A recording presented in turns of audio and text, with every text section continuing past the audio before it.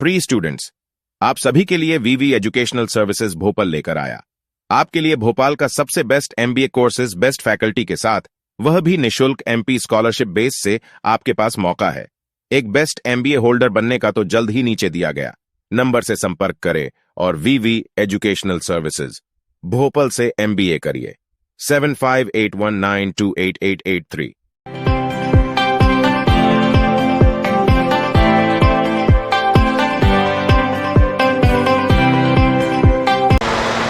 Hello and welcome everyone to VV studies. आज हम entrepreneurship development management के important questions को कवर करने वाले हैं। So the first question is give definition and characteristic of an entrepreneur. तो आपको यहाँ पे एंटरप्रेन्योर और एंटरप्रेन्योरशिप के बीच में डिफरेंशिएट करके दोनों की डेफिनेशन लिखनी पड़ेगी। एंटरप्रेन्योर वो पर्सन होता है जो कि किसी नए वेंचर को स्टार्ट करता है, और एंटरप्रेन्योरशिप एक पूरी जर्नी, एक पूरा प्रोसेस होता है जहाँ पे जैसे आप अगर कोई एक नया बिजनेस स्टार्ट कर रहे हैं तो आपको एक आइडिया जनरेशन से लेकर एग्जीक्यूट करने तक की जो पूरी जर्नी है, that is of entrepreneurship. For example, आज आपके पास नया आइडिया कि आपको कोई नई ईवी व्हीकल कंपनी खोलनी है, तो ईवी व्हीकल कंपनी में आपको क्या चेंजेस लेकर आने हैं। अभी ईवी मार्केट कैसा है, आपको ईवी में 2 व्हीलर 3 व्हीलर कॉमर्शियल व्हीकल या फिर पैसेंजर व्हीकल आपको किस सेक्टर में आपको पेनिट्रेट करना है, कौन सी गाड़ी आपको लॉन्च करनी है, आपको जो एग्जिस्टिंग गाड़ी है उससे आपको क्या अलग लेकर आना है। सो वहाँ से आपका product idea generation, product designing, research and development, उसके बाद फिर आपकी मार्केटिंग, उसके बाद आपकी फाइनेंसिंग, ये पूरी जो आपकी कस्टमर जर्नी रहेगी उसको बोलेंगे आप एंटरप्रेन्योरशिप। और फिर एक एंटरप्रेन्योर की क्या कैरेक्टरिस्टिक होते हैं, जैसे आप बेसिक कैरेक्टर देखोगे कि एक रिस्क टेकर ही हमेशा एक एंटरप्रेन्योर बन सकता है। अगर कोई बहुत ज़्यादा कंजर्वेटिव है, अगर वो खुश है कि भाई मेरे को जो मैं अपने डेली जो जॉब कर रहा हूँ उससे मैं सेटिस्फाइड हूँ, मैं अपना रिस्क नहीं ले सकता बिजनेस करके, तो वो एक पर्सन कभी एंटरप्रेन्योर नहीं बन सकता। आपकी हाई रिस्क कैपेबिलिटी होना चाहिए, आपका लॉजिकल थिंकिंग बहुत ज़्यादा होना चाहिए, आपको टेक्निकली साउंड होना चाहिए उस प्रोडक्ट के बारे में, आप फाइनेंशियली रिसोर्स होना चाहिए, आपको इक्विटी, डेट और बेसिक अकाउंट, जो बेसिक फाइनेंस जो होता है वो आपको समझ में आना चाहिए। और उसके बाद जो आपकी कंपनी की जो ऑब्जेक्टिव्स हैं, आपके खुद के ऑब्जेक्टिव्स और आपकी कंपनी के ऑब्जेक्टिव्स अलाइन होने चाहिए। सो ये कुछ बेसिक कैरेक्टरिस्टिक्स होते हैं एक किसी भी एंटरप्रेन्योर के, जो कि आपको फॉलो करने चाहिए। Next is role of entrepreneur. अब एंटरप्रेन्योर की, अगर आप खुद एक सेल्फ एंटरप्रेन्योर हैं तो आपके लिए तो बहुत एडवांटेजियस है, बट एज अ सोसाइटी भी बहुत ज़्यादा वो हेल्प करता है। फॉर एग्जांपल, जैसे बेसिक रोल कि आपकी कंट्री की इकोनॉमी को बूस्टअप करेगा।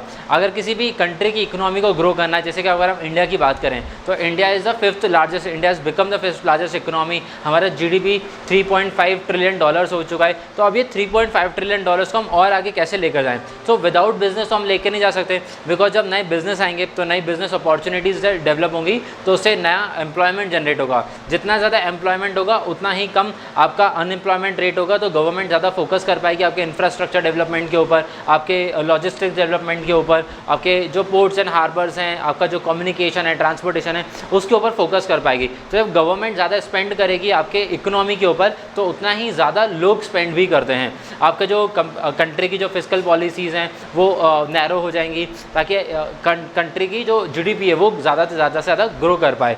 तो ये कुछ बेसिक कैरेक्टरिस्टिक्स और रोल हो जाएंगे एंटरप्रेन्योर के। Next is identification of business opportunity. अब अगर आप बिजनेस आइडिया की बात करो तो जहाँ से बिजनेस आइडिया जनरेट होगा और जब आप बिजनेस आइडिया को एग्जीक्यूट करोगे, उसकी पूरी जर्नी में सबसे इंपॉर्टेंट हो जाता है आइडेंटिफिकेशन ऑफ बिजनेस अपॉर्चुनिटीज़। आपको उस सेक्टर में, उस बिजनेस में पेनिट्रेट करना है जिसमें आप ग्रोथ देखते हो। फॉर एग्जाम्पल, जैसे इंडियन ऑटोमोबाइल सेक्टर बहुत ज़्यादा ग्रो कर रहा है, इंफ्रास्ट्रक्चर बहुत ज़्यादा ग्रो कर रहा है, बट अगर आप बात करोगे लेट्स से 3G टेलीकॉम की, 4G टेलीकॉम की, वो ज़्यादा ग्रो नहीं कर रहे हैं। FMCG जो है उसकी अभी उतनी ग्रोथ नहीं है जितनी बाकी सेक्टर्स की ग्रोथ है। सो आपको उन सेक्टर्स में जाना है, उन बिजनेस अपॉर्चुनिटीज़ को केटर करना है जिसमें अभी ऑलरेडी एग्जिस्टिंग MNCs नहीं है, ताकि आप कम्पीट कर पाओ। फॉर एग्जाम्पल, आज आप एक नया होटल खोलना चाहते हो और होटल में आप डायरेक्टली कम्पीट करना चाहते हो ताज के साथ, कोटियार्ट के साथ, या ऐसे बड़ी बड़ी फ्रेंचाइजीज़ के साथ जब आप कम्पीट करोगे, तो क्या आपके पास उतने फंड्स हैं, क्या आपके पास उतना पैसा है कि आप उतना ज़्यादा अच्छे स्केल पे आप उतने होटल इंडस्ट्री बना पाओ, इतने अच्छे रिजॉर्ट्स बना पाओ, या फिर उतनी उस तरीके की आप सर्विसेज प्रोवाइड कर पाओ जो कि बड़े होटल चेन्स ऑलरेडी कर रहे हैं वो चीज़। सो आपको एक अच्छी बिजनेस अपॉर्चुनिटी देखनी होगी और फ्यूचर एस्पेक्ट्स है। ऐसा नहीं कि वो आज चल रही है और 1 महीने बाद, 1 साल बाद, 5 साल बाद वो उसका ट्रेंड खत्म हो जाए।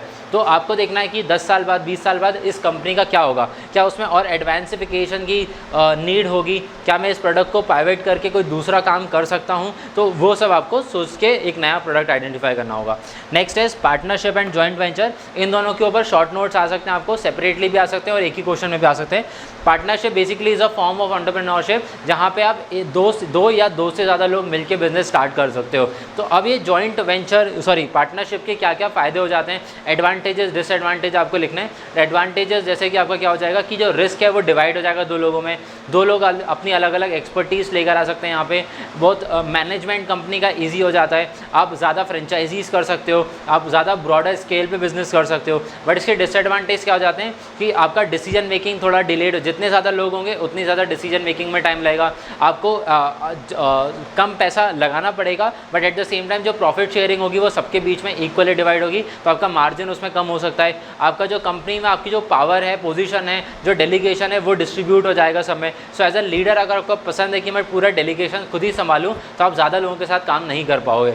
नाउ नेक्स्ट अगर हम देखें joint stock company basically joint venture की तरह होता है, जहाँ पे 2 या 2 से ज़्यादा कंपनी मिलके एक वेंचर स्टार्ट करती हैं। फॉर एग्जांपल जब वोडा आइडिया की हम बात करें, दोनों ने अपने स्टॉक्स को मर्ज कर लिया है। वैसे बहुत सारी कंपनीज होती हैं जिनका जो अपने साथ अपने एसेट्स को मर्ज कर लेती हैं। अब एसेट्स को मर्ज करने से क्या होता है कि आपकी कंपनी का स्केल बढ़ जाता है, आपकी कंपनी की वैल्यूएशन इंक्रीज़ हो जाती है, आपके जो शेयर्ड एसेट और शेयर लायबिलिटीज़ होते हैं उसकी वजह से आपकी कंपनी की वैल्यूएशन इंक्रीज़ हो जाती है, जो आपके जो स्टेक होल्डर्स हैं उनका ट्रस्ट बढ़ जाता है आपकी कंपनी में। और आप अगर कंपनी आपकी ज़्यादा अच्छा तरीके से परफॉर्म नहीं कर रही तो हो सकता है कि वो एक अच्छी कंपनी के साथ जॉइंट वेंचर करके आपकी कंपनी भी ग्रो करने लगे। Next is what is product management. अब आप जो प्रोडक्ट डिज़ाइन करते हो, आप प्रोडक्ट और सर्विसेज के बीच में हम डिफरेंस समझ चुके हैं। और जो प्रोडक्ट मैनेजमेंट होता है वो उस प्रोडक्ट को मैनेज करने में इनिशियली आप उसका रॉ मटेरियल कहाँ से प्रोक्योर कर रहे हो, रॉ मटेरियल को सस्ते में लेके आना, अच्छी क्वालिटी का लेके आना, उसके इन्वेंट्री मैनेज करना और फिर उसको फिनिश प्रोडक्ट में कन्वर्ट करना। फिनिश प्रोडक्ट को कन्वर्ट करने के बाद उसका वेयर हाउसिंग में उसको मेंटेन करना ताकि आपका स्टॉक हमेशा बना रहे, और इतना बना रहे ताकि वो एक्सपायर ना हो, उसका स्पिलेज ना हो, वो ख़राब ना हो। बेसिकली जितना ज़्यादा आपका इन्वेंट्री मिसयूज़ होगा उतनी ज़्यादा आपका प्रोडक्ट की कॉस्ट कटिंग आपको करनी पड़ेगी, या फिर बेसिकली आपका लॉस मार्जिन उतना बढ़ता जाएगा। तो प्रोडक्ट मैनेजमेंट एक बहुत इंपॉर्टेंट रोल हो जाता है फॉर अ प्रोडक्ट मैनेजर, जिसका सिर्फ फोकस है कि आप इस पर्टिकुलर प्रोडक्ट के ऊपर फोकस करो। फॉर एग्जांपल जैसे कि अगर ऑटोमोबाइल में हम बलेनो की बात करें तो बलेनो एक प्रोडक्ट हो गया, थार एक प्रोडक्ट हो गया, स्कॉर्पियो एक प्रोडक्ट हो गया। अब अलग अलग कंपनी के एक एक प्रोडक्ट हो सकते हैं। अब कुछ इनके स्टार प्रोडक्ट हो सकते हैं, कुछ इनके ड्रीम प्रोजेक्ट्स हो सकते हैं बट वो अभी अच्छा परफॉर्म नहीं कर रहे। कुछ इनके फ्यूचर प्रोजेक्ट्स हो सकते हैं, जैसे ईवी के बहुत सारे प्रोजेक्ट्स अभी आ रहे हैं। कुछ ऐसे डिक्लाइनिंग प्रोडक्ट हो चुके हैं जो कि बहुत पहले जाके स्टैग्नेंट हो चुके हैं, लेकिन उनसे थोड़ा थोड़ा उनसे प्रॉफिट मार्जिन आता रहता है। Next is right about e commerce and entrepreneurship. In today's world आज जो एंटरप्रेन्योरशिप इतना बढ़ रहा है, वो एंटरप्रेन्योरशिप का बढ़ने का बहुत बड़ा मोटिवेशन है ई कॉमर्स। जैसे मान लीजिए आप एक कोई बहुत ही छोटा बिजनेस स्टार्ट करते हैं, तो लेकिन आपको उसको मार्केट करने के लिए आपके पास ज़्यादा पैसा नहीं है, तो आप उसको लिस्ट कर सकते हो अमेज़ॉन पे, फ्लिपकार्ट पे, मीशो पे, नायका पे, ऐसे जो अलग अलग ई कॉमर्स जाइंट्स आप उनके साथ में उनको रजिस्टर कर सकते हैं। और ऑब्वियसली ये पैन इंडिया कंपनीज़ हैं या फिर कुछ ऐसी हैं जो कि पूरे वर्ल्ड में ही काम करते हैं, तो आपका प्रोडक्ट जो है वो सिर्फ एक लोकेलिटी तक या एक रीजन तक लिमिटेड नहीं रहेगा, आप उसको पैन इंडिया या फिर all over the world sell out कर सकते हो। So e commerce has made very easy for an entrepreneur अपने प्रोडक्ट को मार्केट करने के लिए, अपने प्रोडक्ट को सेल करने के लिए without actually giving much of the input. जैसे कि आप मार्केटिंग में बहुत ज़्यादा पैसे लगाते हो, आपको ई कॉमर्स में उतना पैसा नहीं लगाना पड़ता है। And the last is methods of financing. अब आपको आपको एंटरप्रेन्योर बनना है, आपको एक नया बिजनेस स्टार्ट करना है, तो उसके लिए ऑब्वियसली पैसा बहुत ज़रूरी है। तो आप पहले किस तरीके से कहाँ से पैसा लेके आ सकते हो और किस फॉर्म में आपको पैसे की ज़रूरत है। फॉर एग्जांपल जैसे कि आपका debt to equity ratio maintain होना चाहिए। ऐसा नहीं हो कि आपकी कंपनी ने बहुत ज़्यादा डेट ले लिया है तो वो इनिशियल ईयर्स में अपनी लायबिलिटी का बर्डन में इतना दब जाएगी EMI पे कर करके कि उसके ऊपर बहुत ज़्यादा मतलब बेसिकली इतना ज़्यादा प्रेशर बन जाएगा कि आप ग्रो नहीं कर पाओगे। बट अगर आप इक्विटी और डेट का सही एक रेशियो लोगे, तो जिसमें आप अपना खुद का पैसा लगाओगे, आप बैंक फाइनेंसिंग कर लोगे, तो वो एक अच्छा एक रेशो बना के आप थोड़ी बहुत लायबिलिटी धीरे धीरे रिपे कर पाओगे और विद टाइम आप अपनी कंपनी को एक्सपैंड भी कर पाओगे। अब अलग अलग तरीके क्या हो सकते हैं फाइनेंसिंग के। आप वेंचर कैपिटलिस्ट से पैसा ले सकते हो, आप एंजल इन्वेस्टर से पैसा ले सकते हो, आप इंडिविजुअल इन्वेस्टर से पैसा ले सकते हो, आप बैंक से पैसा ले सकते हो, आप NBFC से पैसा ले सकते हो। अब कुछ इसमें ऐसी फाइनेंसिंग होती है जो कि आप इक्विटी के अगेंस्ट लेते हो। फॉर एग्जाम्पल आपने किसी इन्वेस्टर से पैसा लिया जिसने आपकी कंपनी में पैसा इन्वेस्ट किया है in the exchange of their in the exchange of your equity. उसने कुछ इक्विटी ले ली और उसके अगेंस्ट में आपको पैसा दे दिया। और आप डेट के फॉर्म में भी ले सकते हो। डेट के फॉर्म में आपके पास आपकी पूरी की पूरी कंपनी की बिजनेस की शेयर होल्डिंग रहेगी, बट आप उसके ऊपर जैसे आपने 1 लाख रुपए लिया है तो उसके ऊपर 10%, 12%, 15% लोन आप रीपे कर सकते हो। तो ये कुछ बेसिक मेथड्स रहते हैं फाइनेंसिंग के। तो एज एन एंटरप्रेन्योर आपको एक बेस्ट मेथड सेलेक्ट करना पड़ेगा, बट आप सिर्फ एक के ऊपर स्टिक नहीं कर सकते। आप सिर्फ इक्विटी या सिर्फ डेट के ऊपर नहीं आप रह सकते हो। आपको एक मिक्सअप करना पड़ेगा ताकि आप अपने शेयर होल्डिंग्स को भी मेंटेन कर पाओ और अपने डेट को भी मेंटेन कर पाओ।